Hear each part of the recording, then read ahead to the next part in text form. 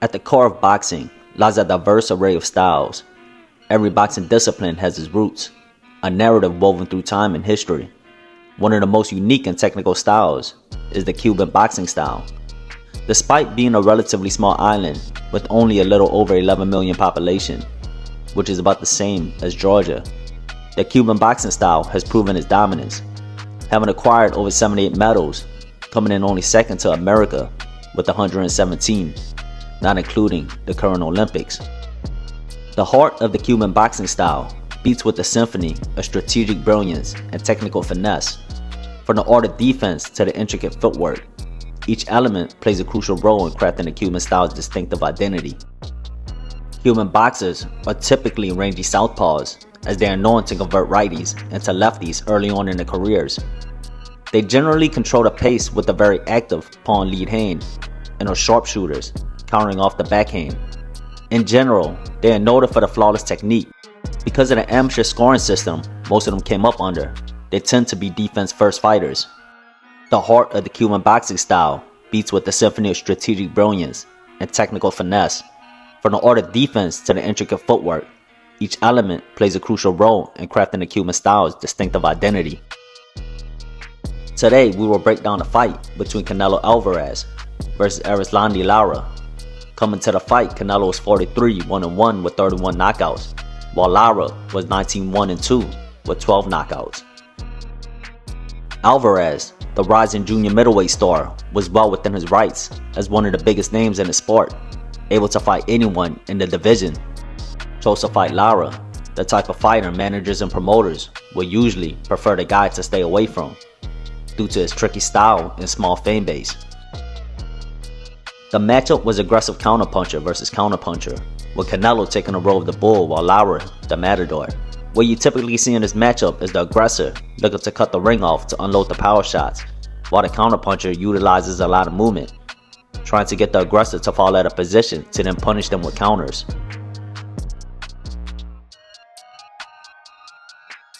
Although Lara lost by close decision, many considered this fight a gift decision to Canelo from the judges. In today's film study, we will analyze how Lara's Cuban boxing style gave Canelo so much trouble. Lara approached the fight with a heavy emphasis on footwork.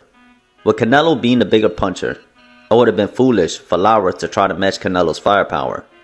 The name of the game is to keep Canelo on the outside at the end of Lara's straight punches, all while preventing Canelo from working his way into the pocket, where it would have been substantially more beneficial to the puncher.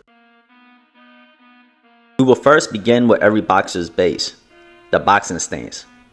Lara is southpaw, an offensive stance, or what others would call bladed stance.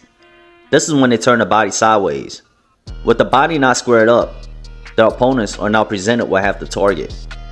You will notice that Lara's feet position is a lot wider than the typical boxer. This works for a few reasons. It will give Lara a better base for balance, helping him absorb incoming punches by spreading the impact over a larger area. Offensively, it will aid in generating more power in his strikes.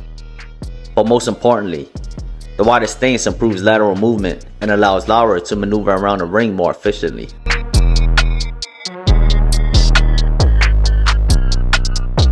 Everything begins and ends with movement. Canelo is very good at cutting off the ring, making it hard for Lara to fight in the middle of the ring. It is vital for Lara to use his movement to maneuver between the ropes laterally, preventing Canelo from cornering him. Lara doesn't rely on landing his jab. More so, he uses his jab as a deterrent, filling in the middle space to prevent Canelo from freely engaging. He also uses it as a rangefinder. If his jab can touch Canelo, so can his left cross. I like to think of it as his lead hand is the spotter, while the rear, the sniper. Lara loves to use his jab to poke at Canelo's guard. This is to draw a reaction. He can either exit, counter, or if Canelo doesn't respond, use it as a window to strike. One of the weaknesses to lateral movement is the body being exposed. If Lara moves right, he potentially moves into Canelo's left hook. If he moves left, Canelo's right may be waiting.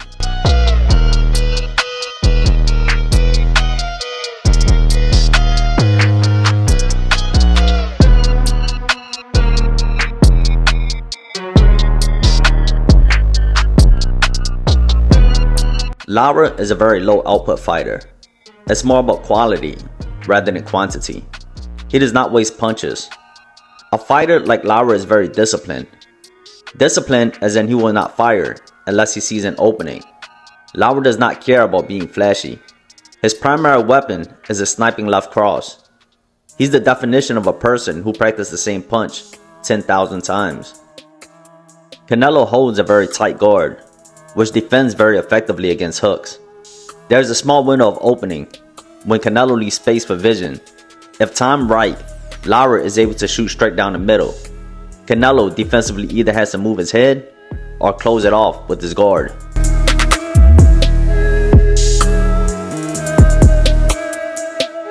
Here, the jab triggers Canelo to open up, creating a lane for the straight cross down the middle.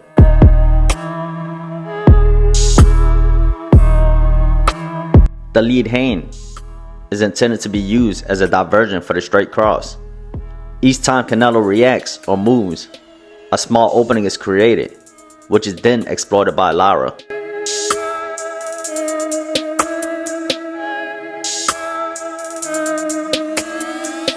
Even if Canelo holds a high guard, there lies a small opening for vision. If he can't close it off in time, Lara can slip a strike right through the guard.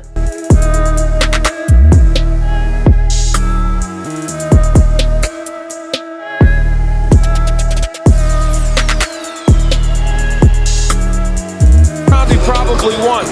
Now, Lara has been landing the straight left very effectively, and there. To throw off Canelo's timing, Lara will mix up his jabs, adding additional jabs before he fires the straight cross.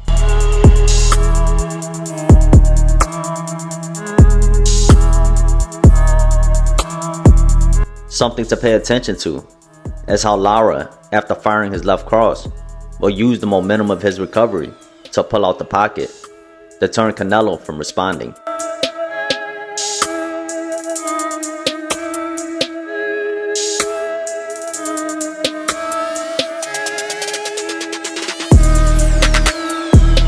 Although the primary punches used were the jab cross, Lara changed up the rhythm by following up his cross with the power jab. The reason it is called the power jab is because after the cross is thrown, the lead shoulder is loaded, adding more leverage and extension to the jab, making it more powerful. Entering the bout, Lara was well aware of his limitations in cracking Canelo's iron chin, opting for precision over power. Each strike was meticulously aimed at landing impactful blows. By refraining from an all-out assault for a swift finish, Lara strategically evaded the risk of leaving himself vulnerable to Canelo's counterattacks, sacrificing some velocity for a tactical edge. Lara gained the upper hand in agility, enabling seamless hit-and-run maneuvers.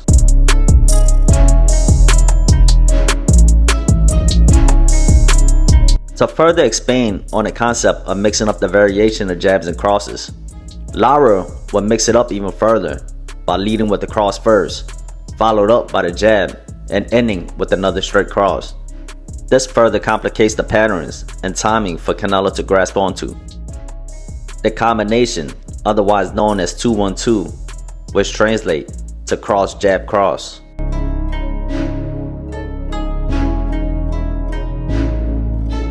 There is also a timing factor involved when Lara chooses his point of attack.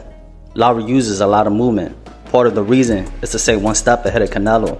If he could pull Canelo in and set his feet first, he is then able to catch Canelo before he is able to step foot into the pocket.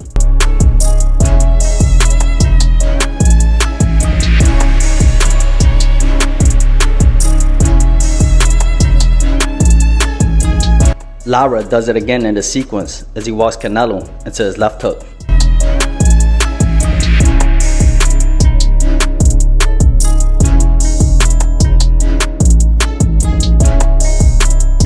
Lara embodies the art of transforming mere motion into a perplexing enigma for adversaries to decipher. Canelo effectively pinned Lara near the ropes, yet struggled to hinder his side-to-side mobility. It is the elegance of simplicity, flawlessly executed, that reigns supreme in achieving victory. Despite falling short on official scorecards, Lara emerged triumphant in the eyes of the spectators. He unveiled the enigmatic prowess of a southpaw, showcasing the finesse and agile footwork then a precise left cross.